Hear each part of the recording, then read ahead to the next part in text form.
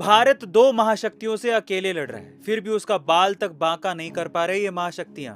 कौन सी हैं ये महाशक्तियां और क्या है असली मामला, हम आपको बताते हैं। देखिए, अपनी ताकत का असली अंदाजा मुसीबत में ही लगता है। भारत को भी ये बात अच्छी तरह से समझ आ चुकी है, तभी तो चीन और अमेरिका जैसी दो महाशक्तियों से अकेले मुकाबला करके भी वो शान से खड़ा है। पिछले दिनों चीन ने भारत के कारोबार को नुकसान पहुंचाने के लिए तमाम जरूरी खनिजों और उपकरणों का निर्यात बंद कर दिया था, और अमेरिका ने हमारे निर्यात को नुकसान पहुंचाने के लिए मोट टैरिफ लगा दिया। लेकिन भारतीय कारोबार के जो आंकड़े अब सामने आए हैं वो इन दोनों महाशक्तियों को आईना दिखाने के लिए काफी हैं। HSBC इंडिया ने अपनी रिपोर्ट में बताया कि भारत के मैन्युफैक्चरिंग सेक्टर की ग्रोथ रेट जुलाई में और मजबूत होकर 16 महीने के उच्चतम स्तर पर पहुंच गई है। घरेलू बाजार सहित दुनिया भर से बढ़ती डिमांड की वजह से जुलाई में मैन्युफैक्चरिंग PMI 59.1 पर पहुंच गया, जो पिछले 16 महीने का हाई लेवल है। जुलाई में भारतीय मैन्युफैक्चरिंग सेक्टर पर लागत का दबाव और बढ़ गया था। एल्यूमिनियम, चमड़ा, रबड़ और इस्पात की कीमतों में बढ़ोतरी की खबरों के बीच कच्चे माल की औसत लागत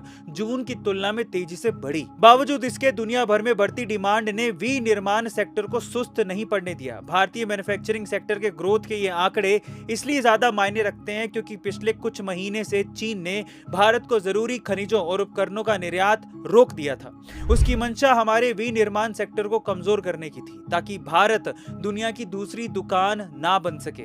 लेकिन चीन की यह मंशा फेल हो गई और हमारी मैन्युफैक्चरिंग ग्रोथ और तेज हो गई है। गाइस, आपको हमारी भारत की ग्रोथ के बारे में क्या कहना है, कमेंट सेक्शन में जरूर लिखिएगा, और ऐसे अमेजिंग वीडियोस के लिए सब्सक्राइब करना मत भूलिएगा। मिलते हैं अगली वीडियो।